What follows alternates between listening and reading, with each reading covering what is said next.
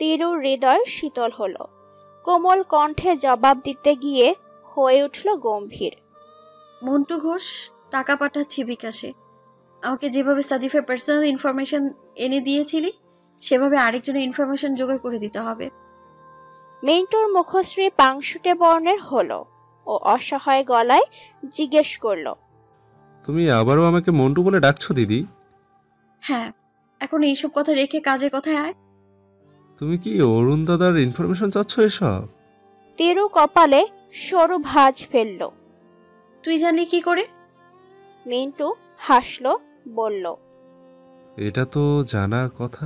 যাই হোক তিরু দিদি, অরুণ দাদার ইনফরমেশন জোগাড় করার কোনো প্রয়োজন নেই। দাদাকে আমি বেশ ভালো করেই চিনি। দাদা যে কি একটা ভালো মানুষ তা ওনার সাথে পরিচিত না হলে জানতেই পারতাম না। ইংরেজ সাহেবদের মতো ফটর ফটর করে ইংলিশ কথা বলতে পারে। ভারী ভদ্রলোক, দেখতেও ফিল্মের নায়কদের মতো। তোমার মা এবার একটা খাঁটি সোনা খুঁজে এনেছে। অরুণ দাদা দেশে এলেই আমার সাথে দেখা করে। অরুণ দাদার চরিত্র ফুলের মতো পবিত্র। চোখ বন্ধ করে তার সাথে চুটিয়ে সংসার করা শুরু করে ফেলো। অরুণ প্যারিসে নেই, ছুটিতে বাংলাদেশে গিয়েছে। আজ প্রায় 8 দিন হলো। 14 দিনের মাথায় প্যারিসে ফিরে আসবে এমনটাই বলছিল তানহা সকাল সকাল ফোন করে। তিরু তানহার কথায় বিশেষ গুরুত্ব দেখায়নি। কথা শুনে হাই তুলে ফোন রেখে দিয়েছে।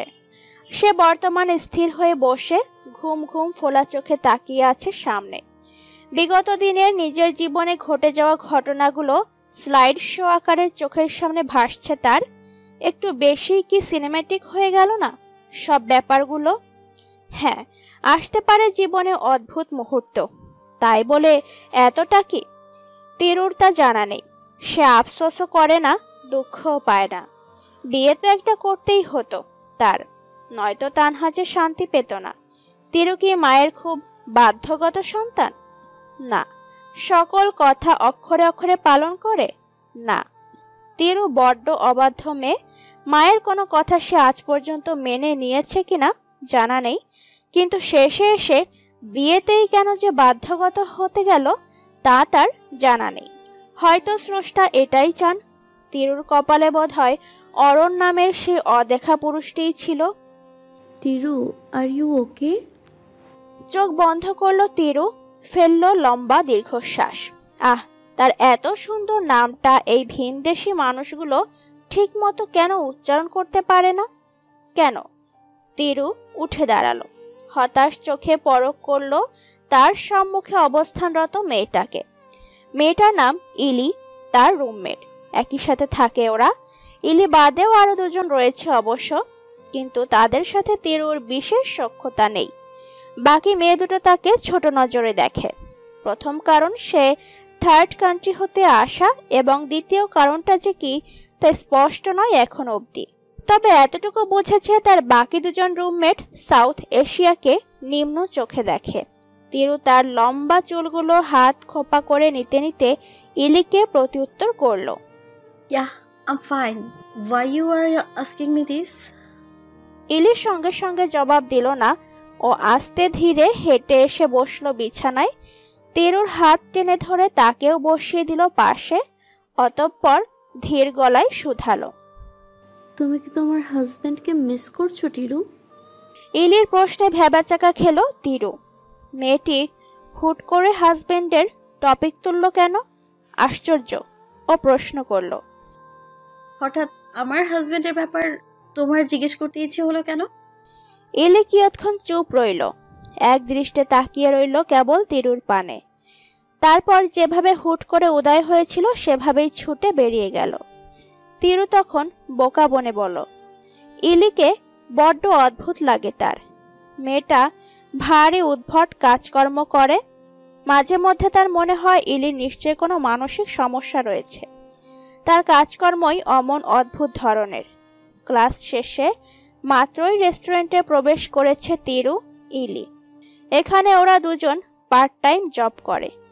ইলি ওয়েটার এবং তিরু শেফের দায়িত্বে রয়েছে।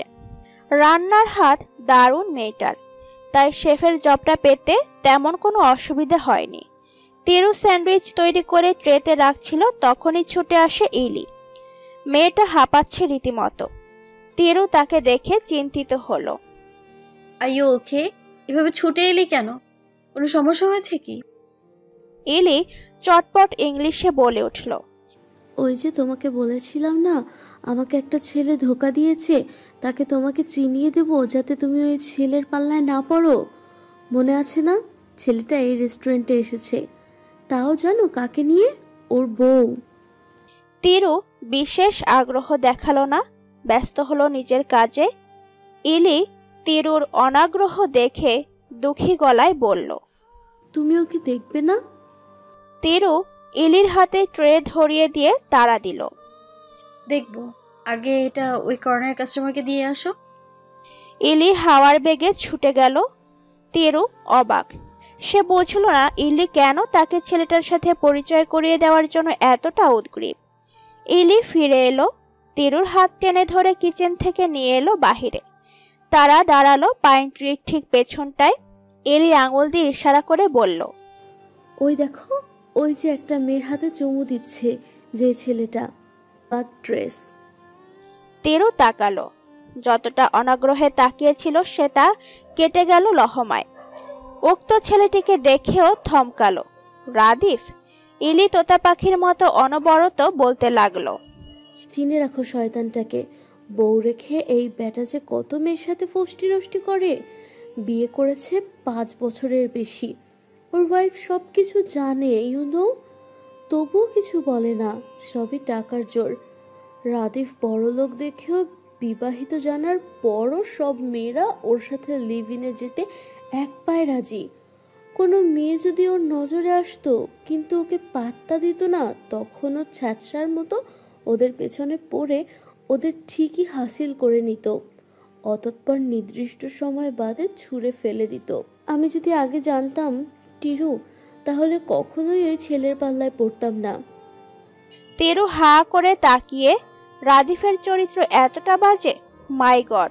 তিরু তো এখনো বিশ্বাসই করতে পারছে না ছেলেটা তো তার সাথে ফ্লার্ট করার চেষ্টা করেছিল। হয়তো সে সুযোগ দিলে বিরক্ত করা জারি রাখত। ভাগ্যিস তার বিয়েটা হয়ে গেছে। এই প্রথম বিয়েটা হওয়ার জন্য তার মনে প্রশান্তি অনুভূত হচ্ছে। তিরু, আজ তোদের ওখানে সকাল 7:30টায় অরুণ পৌঁছাবে কিন্তু। তিরু ভারী ব্যস্ত, দেরি হয়ে গেছে তার। তানহার কথায় বিশেষ ধ্যান দিচ্ছিল না, তবে অরণের প্রসঙ্গ আসতেই হিজাব পরা বন্ধ করে মায়ের পানে ফেল ফেল করে তাকালো, জিজ্ঞেস করলো, কোথায় পৌঁছাবে? আমার বাসায়? তুমি ওনাকে আমার ঠিকানা দিয়ে দিয়েছো? না, তোর বাসায় কেন? প্যারিসে বলছি। তোর ঠিকানা দিব না কেন? তোর ঠিকানা তো সেই কবেই দিয়ে দিয়েছি। অরুণ পৌঁছে তোকে হোস্টেল থেকে নিয়ে যাবে। তিরু আমতা আমতা করলো। কোথায় নিয়ে যাবে আমাকে? কি বোকার মতো প্রশ্ন করছিস? অরুণ যেখানে থাকে সেখানে নিয়ে যাবে।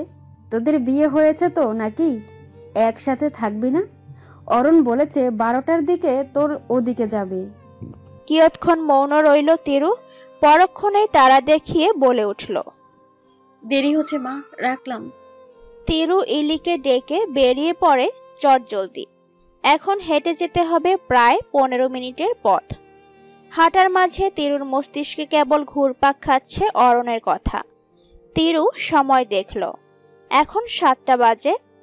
তার মানে অরণে প্যারিসে পা রাখবে আর আধা ঘন্টা পরে। অরণের সাথে সাক্ষাৎ হবে 5 ঘন্টা বাদেই। অজান্তে তিরু কেঁপে উঠল। হৃৎপিণ্ডের স্পন্দন বেড়ে গেল খানিকটা। সেই বোধ হয় এই একমাত্র ব্যক্তি যে কিনা তার স্বামীকে বিয়ের 2 সপ্তাহ পেরিয়ে যাওয়ার পরও নিজ চোখে দর্শন করেনি। ক্লান্ত দেহ, অলস পায়ে ধীর গতিতে হাঁটছে তিরু। ইলি নানান কথা বলছে, কিন্তু একটা শব্দ তার কানে ঢুকছে না। ভূমিতে দৃষ্টি এঁটে অবিন্যস্ত কদম ফেলে ও ভারী ধীরে হাঁটছে। ইলি বিরক্ত হয়ে এতে বলে ওঠে, এত আস্তে হাঁটছো কেন টিরু? তিরু ম্লান গলায় শুধালো। আম টায়ার্ড ইলি।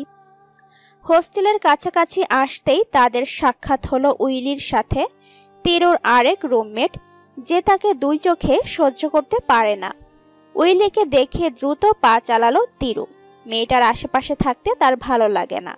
কিভাবে যেন তাকায়, যেন তিরু এলিয়েন অথবা আবর্জনা কোনো।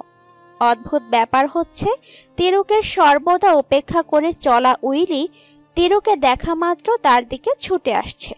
তিরুর নিকট পৌঁছে ও লম্বা শ্বাস টেনে বলে উঠল, টিরু, তোমার সাথে কেউ দেখা করতে এসেছে? তিরু প্রশ্ন করল, কে? ওনার নাম অরণ, গার্ডেনে অপেক্ষা করছে তোমার জন্য। মাদার তাকে হোস্টেলে যেতে দেয়নি। তিরু চমকায়, লোকটা এসেও পড়েছে। ইলিকে রেখে তিরু পা বাড়ালো। কি আশ্চর্য, কি আশ্চর্য! তার এত অস্বস্তি হচ্ছে কেন? পা যেন চলছেই না। প্যারিসে গ্রীষ্ম আসে ভারী নিয়ম করে। এখানে হুট করেই রোদ উঠে যায় না, হুট করেই দেখা মেলে না সূর্যের। তীব্র শীতের অধ্যায় শেষে উপসংহারে দেখা মেলে মিষ্টি রোদের। আচানক নয়, ধীরে ধীরে। সূর্য পুরোদমে উঠতেই প্যারিসে আরম্ভ হয় রোদ্দুরের রাজ। তিরুর গ্রীষ্মকাল ভারী পছন্দ, বিশেষ করে তার প্যারিসে গ্রীষ্মকালের আগমনের ব্যাপারটা খুব চমৎকার লাগে। বহুদিন যাবৎ অপেক্ষায় ছিল সে এই গ্রীষ্মের। কিন্তু হায়, আজ সেই কাঙ্ক্ষিত দিন এলেও তিরুর সেদিকে কোনো ধ্যানই নেই। তিরু হাঁটছে অবিরত কদম ফেলে। গার্ডেনে যেতে একটু সময় লাগে। লম্বা করিডোর পেরিয়ে তবেই গার্ডেন। অবশ্য করিডোরটাকে ও ছোটখাটো গার্ডেন বলা হলে ভুল হবে না। তিরু হাঁটার গতি বাড়ালো। কাছাকাছি আসতেই দেখলো অদূরে এক সৌম্য পুরুষ বেঞ্চের ওপর একাকী বসে। ছেলেটার উল্টো পিঠ দেখা যাচ্ছে কেবল। লম্বা চওড়া ছেলেটার গায়ের রং দেখে তিরু ধারণা করলো সেই ছেলেটিই অরণ। হ্যালো। তিরুর জড়তাপূর্ণ কণ্ঠ, তার দৃষ্টি এখন সামনে। তার কণ্ঠ শুনতেই ছেলেটা উঠে দাঁড়ালো। প্রথমবারের মতো ঘাড় ঘুরিয়ে তাকালো। তিরু দেখলো তাকে। না, তার সন্দেহ ভুল নয়, এটাই নিশ্চিত অরণ হবে। পুরো বাঙালি ছেলেদের মতো দেখতে। তিরু স্থির, তার চোখ জোড়া ও চঞ্চল। কি আশ্চর্য, ছেলেটা তাকাতেই সে এমন ফ্রিজড হয়ে গেল কেন? ছেলেটাকে নিজের চাহনিতে তাকে সম্মোহন করে ফেললো নাকি? তিরু, রাইট? ভারী পুরুষালী গলায় বলল। তিরু যন্ত্রের মতো মাথা নাড়ালো, কিছু বলল না। কণ্ঠ দিয়ে বেরোলো না শব্দগুচ্ছ। জট পাকিয়ে যাচ্ছে যে সবকিছু। আসসালামু আলাইকুম, আমি অরুণ। অরণ ক্ষীণ হেসে শুধালো। তিরু তখনও নড়চড়বিহীন। ওহো, লোকটার চেহারায় আহামরি কোনো সৌন্দর্য নেই। স্বাভাবিক আর 5 জন বাঙালি ছেলের মতোই সাধারণ দেখতে, কিন্তু চোখ আর হাসিটা সম্পূর্ণ আলাদা। তিরুর গা কেমন শিরশিরিয়ে ওঠে। ও নিজেকে সামলে জবাব দেয়, ওয়ালাইকুম আসসালাম। অরণ ধার ধার চোখ চেয়ে জিজ্ঞেস করল, চিনলেন কি করে? আপনার আম্মু তো আমায় বলেছিল আপনি আমাকে দেখেননি। তিরুর অকপটে প্রত্যুত্তর করল, বাঙালি ছেলেদের চিনতে অসুবিধা হওয়ার কথা কি? তা অবশ্য। ব্যাগ গুছিয়ে রেখেছেন কি? তিরু চমকালো। ব্যাগ গোছাবো কেন? আন্টি আপনাকে বলেনি আজ আমি আপনাকে আমার সাথে নিয়ে যাব আমার বাড়ি? উফ না, আমাদের বাসায়। তিরু ইতস্তত গলায় বলল, অ্যাকচুয়ালি আমার সামনে এক্সামের সময়টাতে হোস্টেলে থাকলে ভালো হতো আর কি। সবার সাথে মিলেমিশে গ্রুপ স্টাডি করা যেত। অরণ চুপ রইল কিয়ৎক্ষণ, অতঃপর মন্থর কণ্ঠে শুধালো, আমার ফপি এসেছিলেন লিও থেকে আপনার সাথে দেখা করার জন্য। আপনি যদি এই সময় খুব বেশি ব্যস্ত না হন তবে কি একটু যেতে পারবেন? বেশি সময়ের জন্য না, জাস্ট একটু দেখা করেই চলে আসলেন না হয়। তিরু দ্রুত বলল, হ্যাঁ, এই টাইমটা তো মোটামুটি ফ্রি থাকি, চলুন যাওয়া যাক। বলতেই তিরু থেমে গেল, পুনরায় আমতা আমতা করে শুধালো, আচ্ছা না, একটু থাকুন। হ্যাঁ, আমি বরং ফ্রেশ হয়ে আসছি। মাদার বাইরের মানুষদের কিছুতেই অ্যালাউ করে না ভেতরে যেতে, নাহলে আপনাকে অবশ্যই ভেতরে আসতে বলতাম। অরণ ছোট্ট করে জবাব দিল, ব্যাপার না, আপনি যান, আমি ওয়েট করছি। তিরু ভীষণ শক্ত মনের, আবেগহীন হৃদয়ের অধিকারী মেয়ের নাম তিরু, যার মনে নেই কোনো আবেগের রাজত্ব, নেই কোনো অনুভূতি। ভালোবাসা যে কি জিনিস সে তা বোঝেই না। তবে নিয়ম কি বদলাতে চলেছে? সব সময় সবার চোখে চোখ রেখে টাসটাস করে কথা বলা তিরুর অরণের চোখে তাকাতে এত জড়তা, অস্বস্তি। অরণ কথা বললেই কেন তার কণ্ঠ শুনে পুরো গা কেঁপে ওঠে। কি আশ্চর্যজনক ব্যাপার! অরণ ভারী মেপে মেপে কথা বলা মানুষ। মুখশ্রী জুড়ে তার নমনীয়তা, আলাদা এক শীতলতার রাজ রয়েছে। মুখশ্রীতে নমনীয়তা থাকলেও কণ্ঠস্বরটা কেমন ভারী ভারী, কানে লাগে, বুক দুরু দুরু করে কাঁপে। আর তিরুর ভীষণ পছন্দের চোখের দৃষ্টি। হ্যাঁ, আলাদা কিছু তো আছেই ছেলেটার চোখে, একদম আলাদা। অরণের চোখটা যেন বিরাট এক সমুদ্র, সমুদ্রের মাঝে বিস্তার করা কালশিটে মণি, যেন দিঘির জলে ভেসে বেড়াচ্ছে এক শুভ্র শাপলা। তিরু চটজলদি ফ্রেশ হয়ে তৈরি হয়ে নিল।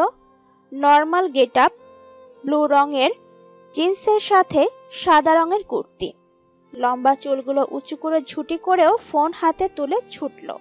ইতিমধ্যে 10 মিনিট লেট। লোকটা কি ভাববে কি জানে। অরণ হাঁটছিল, পদচারণকালীন তিরুকে দৌড়ে আসতে দেখে ভ্রু কুঁচকালো, এগিয়ে গিয়ে বলল,